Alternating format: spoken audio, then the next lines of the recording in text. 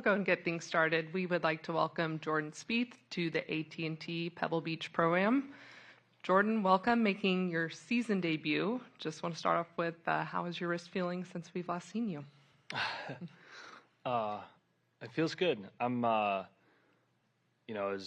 I did it the Wednesday after Memphis, so it's been quite a while now. And I was actually planning on making a start before this, and I just hadn't gotten enough on-course reps in and wanted to.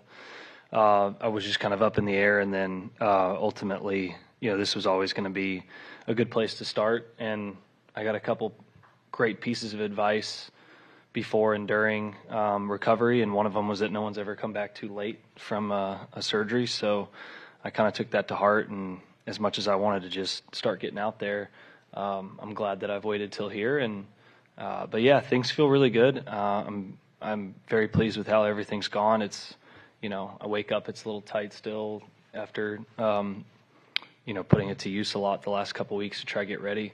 But it's nothing that can do any damage anymore, and I just loosen it up, and then it feels really good. So ideally, I just don't think about it, but that might take a little while. I'm not sure, but it's all systems go now, and I'm excited to be back. I don't feel like I missed much because I think I maybe missed one or two events that I would have played in anyways. So it kind of just feels like the start to a new season, which I think is a good thing. Who were some of those people you sought for advice asking about?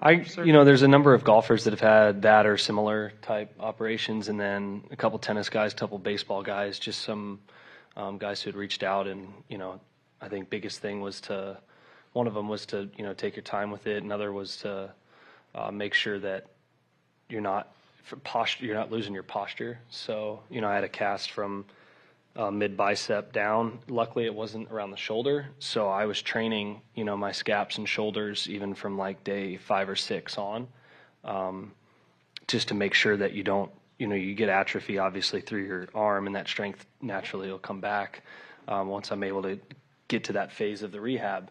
But to not lose any of it in the shoulder and stuff to where you have to worry about your posture coming back was a big piece of advice that I think was really helpful. And then obviously just the taking your time, which is given, but once it starts to feel good, it's hard to stop after 20 or 30 balls in a day and then wait till the next day. But I was journaling every day and keeping in close touch with my surgeon and making sure I was pushing it enough without going overboard. And it was kind of a fun process now looking back. At the time, at certain days it was fun, certain days it was frustrating. But to lead to where I feel like I can, step up and play this week with no limitations makes it all worth it.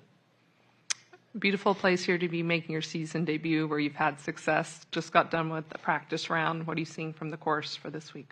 I think it's got more bounce to it than any of the AT&Ts that I can remember this time of year. Not quite U.S. Open level, but it's got some bounce to it, which is going to require obviously more accuracy off the tee, but definitely more thinking into the greens. Definitely pitch shots. A lot of times you got away with short-siding yourself this time of year here, and there's less of that. So it's a firmer golf course, which I think makes it better, and the rough still makes it playable where, you'll still see some, guys can score. But you have to be smart about how you're picking it apart versus getting away with kind of throwing darts in. Perfect. With that, we'll open up with questions. Same as always, raise your hand. We'll get a microphone over to you. We'll start off first with Gabby here on the right. Hey, Jordan. At this point in your career, obviously coming off the injury, do you set short-term goals, long-term goals? Do you even bother doing that? And if so, what are they? Yeah, both. I think shortest term is to feel like I get through these 3 weeks and I feel as good or better than I did when I started as far as physically. That's kind of a not very exciting goal, but one that would mean a lot. And then I'd love to work myself into contention before the Masters at least once.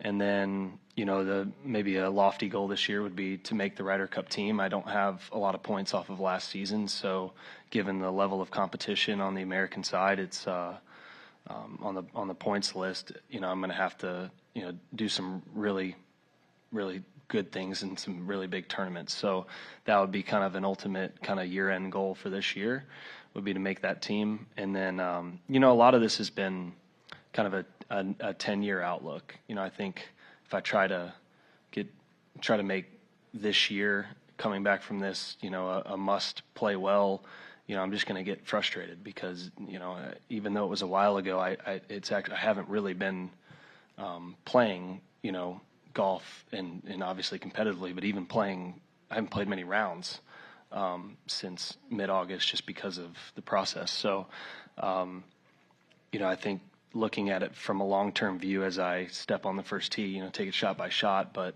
let's settle in, let's get fully healthy and get some of these shots off these hanging lot. Just playing is very different from hitting a lot of balls off mats, and so trying to adjust to that is more short term with kind of a long term back of my mind view of, maybe I got 10 years of hopefully similar schedules and set some goals for some wins and some contending in majors and stuff like that.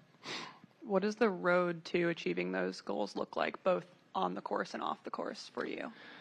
Not a whole lot different than how I've tried to achieve them the last 10 years. So, I'm in a different place in life now. I've got, a couple young kids, and so my time prioritization changes. And so, finding that balance of trying to be the best you can at your job while also, I like to consider myself pretty hands-on at home as well.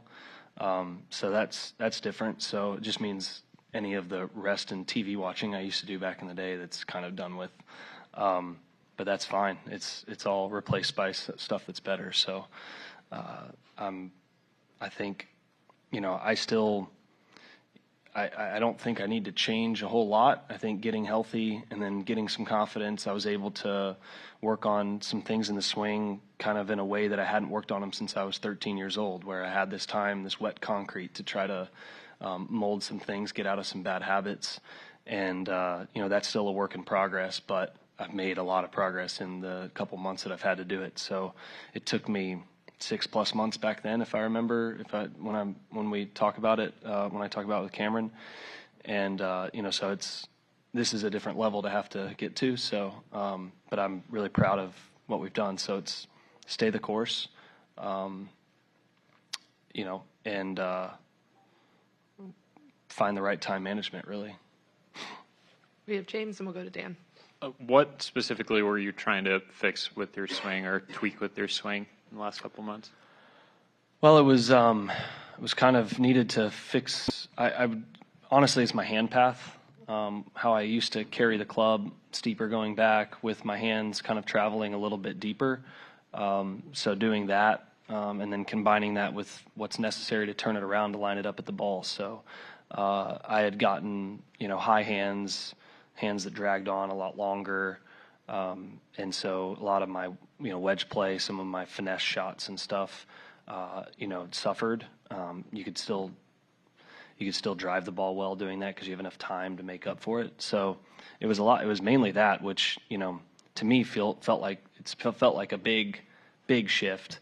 In reality, it probably, if you slow it down on video, you probably see a shift, but, probably wouldn't look that crazy to the naked eye. But, little adjustments for us feel, crazy big.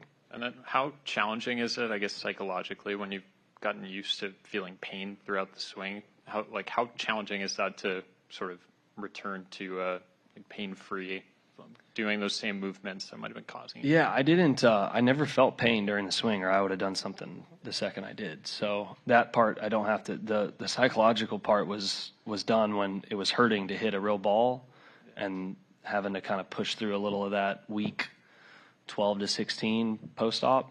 That was kind of where I had to start to get, and then when I played like 3 rounds before Christmas, and when I was playing, it was like, all right, you're in the lip of this bunker with an 8-iron, and you have the shot that you haven't hit before on the range, or I plug one in a bunker, and those are the ones that you had to get over, and you just got to hit a few of them, and then they don't hurt, and you're good.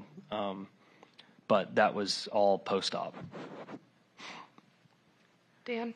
We've seen the TGL in the last couple months, and we just had a meeting about pace of play and fan forward. There's clearly a lot of stuff that's happening with the tour. Does this all feel to you? I mean, you've been out here a while now. Does it feel necessary? Does it feel a bit reactionary? I don't know. I think my understanding is the tour is trying to do a lot of polling to the fans, and also a lot of conversations with networks.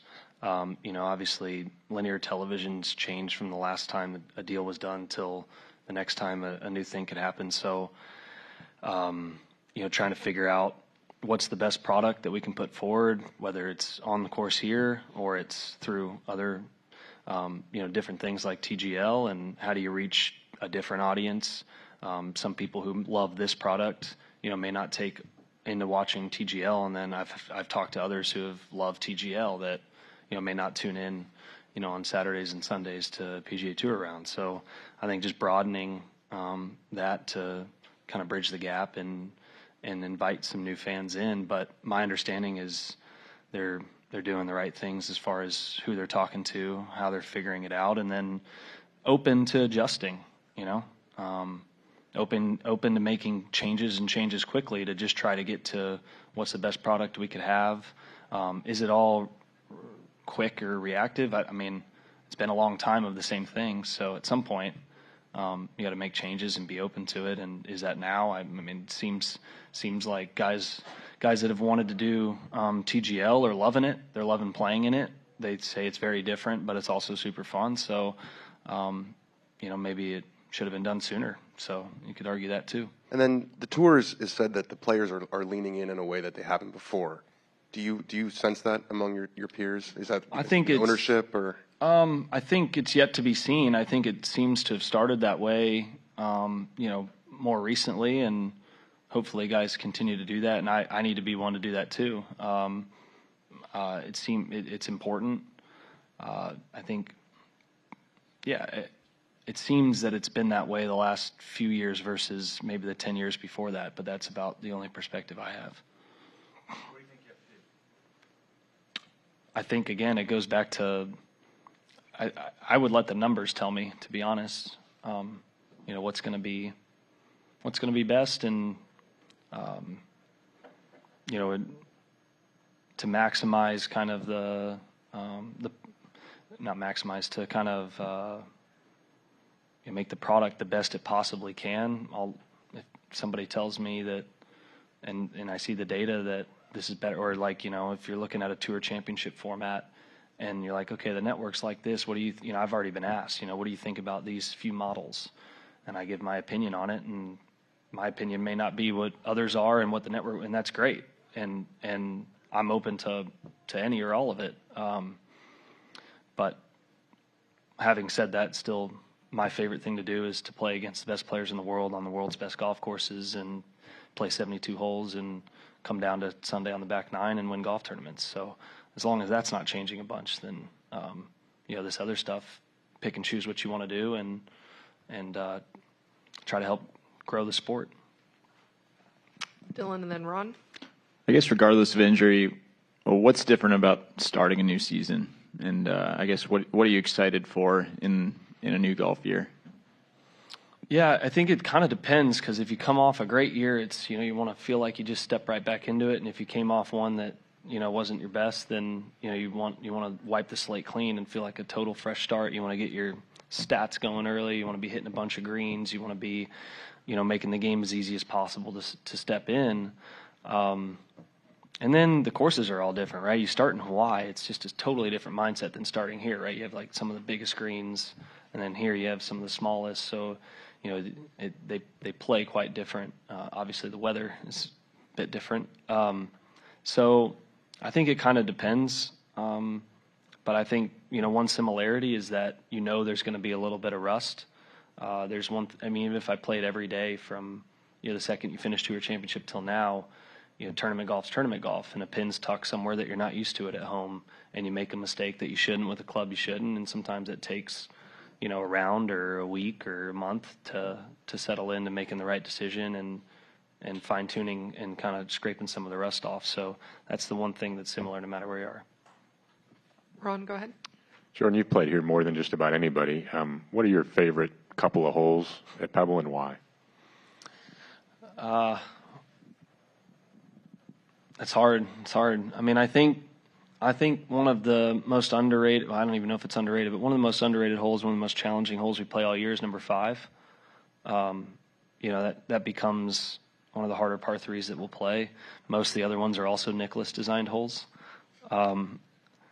So he does a good job of making you really think on a par 3 and have to hit a pretty incredible iron shot.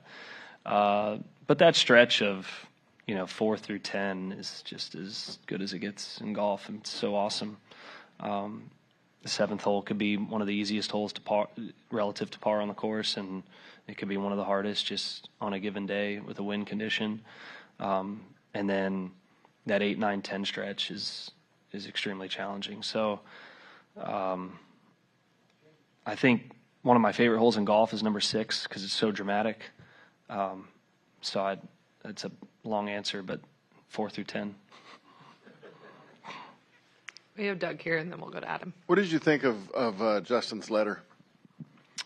I thought it was something that, he, like myself, he's been a little more, he's done a few more things than I have, like during round interviews, and but he still then, if he didn't play well, he'd shy away from it the next time, and I think so. He was looking at things maybe similar to the way I was, which is, someone else will do this, and I think he's has a good relationship with some of the guys at NBC and CBS, and I know he's had conversations with them, and I think that's what turned his attention onto, hey, this is, we've made these changes that the players have benefited from. Maybe some of the networks have not necessarily to the level they want to yet. So what can we do to maybe make things better? And then he thought maybe just making everybody aware was a good step forward. And you don't seem like a walk and talk guy. Did it get your attention or make you rethink? Yeah, definitely. Yeah, it has. So you're doing it this week? Well, that's where I was hoping you wouldn't ask the question. But yeah, I have. I've got a few things I'm doing this week, so let's maybe. But I'm in. Let's just maybe not. Let's give it like a week or two. Lastly, I also wanted to ask you, what is your earliest memory of Scotty Scheffler? He's probably, 2 years behind you, 3? Yeah, he's a few years younger. I think we would have crossed 1 year in college. I think he would have probably been about 9 or 10 years old, and he and Will were about the same age, and I would have been a little bit older playing in a junior event, and they would play up, and we'd play. I vaguely remember he and Will both just super small, playing against the big boys and being really good for their age, but I don't remember anything really specifically. And I'm here in the front. Did you and Scotty cross paths doing rehab in the last month or so? We played last Thursday, and we didn't realize that we were in the same building. We did it in different surgeons' offices, both hand surgeons' offices, their physical therapists in the same building, and didn't know we were both there at the same time that morning until we got out there, and I asked who he did it with, and then I knew that surgeon was in the same building that I rehabbed in. So, but no, we didn't cross paths in there. But yeah, we played last Thursday, which I think was his first round back, and what's that? How does a little first few holes just starting back, and then just like normal. What was the tournament you were thinking you might have started the season at that you just weren't ready yet? I thought I was going to play in the desert, just because I thought it would be nice and easy on the hand with good turf, low rough, good weather, but I'd never played it before, so it was going to be a few golf courses to learn, and I had only played a handful of rounds, and so it was just going to be rougher than I think starting here. So I just thought. Can you give the timeline of when you started hitting balls, and then playing? I I could grip a putter in my grip. I could grip a putter about week 8, maybe just before week 8. Before that, it was too much stretch in supination, which was I was like allowed to at week 6, but I couldn't really do it until week 8. And then 8 to 12, I could chip and putt. At about 10.5 or week 11, which would have been beginning of November, I could hit with Nerf balls, so I could work on mechanics. But a real ball, if I hit more than 40, 50 yards, hurt pretty bad on impact. And so then at around week 12, which is what my surgeon thought it would be, the recovery time, there was a stretch there between like 11.5 and 12.5 where I could start to hit on a ball count, and I'd hit one, say a 6-iron thin off the heel, and it hurt real bad, but it would sting, and then it would kind of go away, and then I'd hit a couple more, and they'd be all right if I didn't hit them thin off the heel. And as you can imagine, I mishit a lot of shots after that long off. And then if I hit a couple that hurt in a row, I'd stop. So I had like a ball count for a couple weeks, and then one day the thin heel one just didn't hurt anymore. Like I hit it, and I was like, that should be the exact same as it was yesterday, and it just didn't hurt. And so I was still on a ball count until about December 1st when I was able to go a little more full steam, but still not like 200 balls. I was like 30, 40, 50 day off, 40, 50, 60, something like that. One last one, if you don't mind. How would you compare your level of frustration with not winning currently to where it was the last time you had a stretch without winning? Less. I just have more knowledge of what I need to do, and when I just couldn't really do it, it was frustrating. And then when I was able to kind of feel like, okay, I can do it, I just feel some patience towards this next stretch. I know my mechanics, they were off where it was going to be really hard, and now, I feel like they're going to get to where, I should be a lot more of a consistent player. But I just didn't have or take the time to figure that out in the last stretch. We'll pass the microphone back to Alex and Ryan. Jordan, just curious, I think the issue has sort of plagued you since 2018. And I know as a competitor you don't want to make excuses, but since you actually had time to reflect, does that color the injury that you had, did that color how you view some of the low points that you've had over the past half decade? And does this sort of feel like a chance to reset and have another act of your career? Yeah, I think so. My grip around that time, I had hurt it, and I didn't get it fixed, and my grip I already have a weak grip, and it got too weak, and then I went into bad habits for a long time. It wasn't until legitimately Tuesday of Phoenix of 21 that I actually changed my grip like 5-8 degrees more on top with my left hand.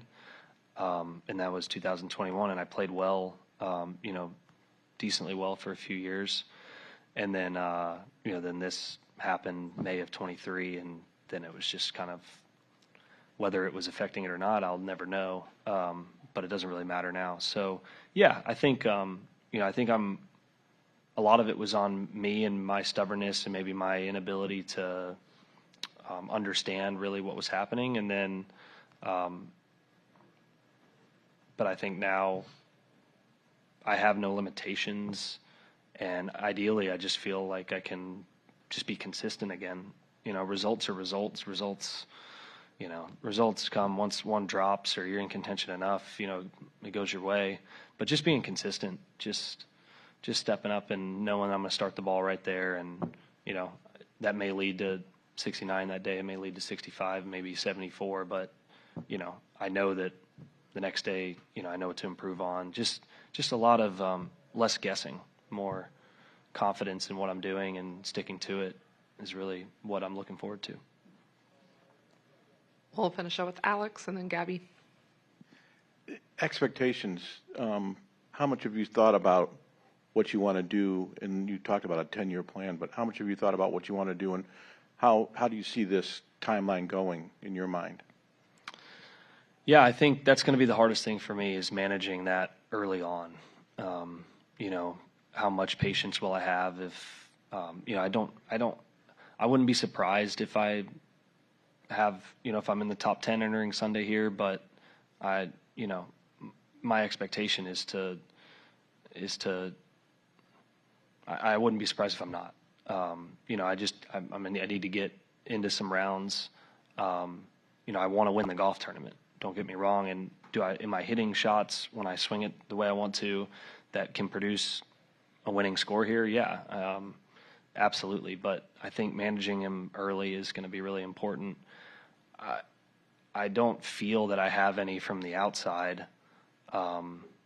So it's all just my own at this point. I mean, I've done a bit of everything in my career, so I'm not fazed by that really anymore, just based on seeing both sides of it.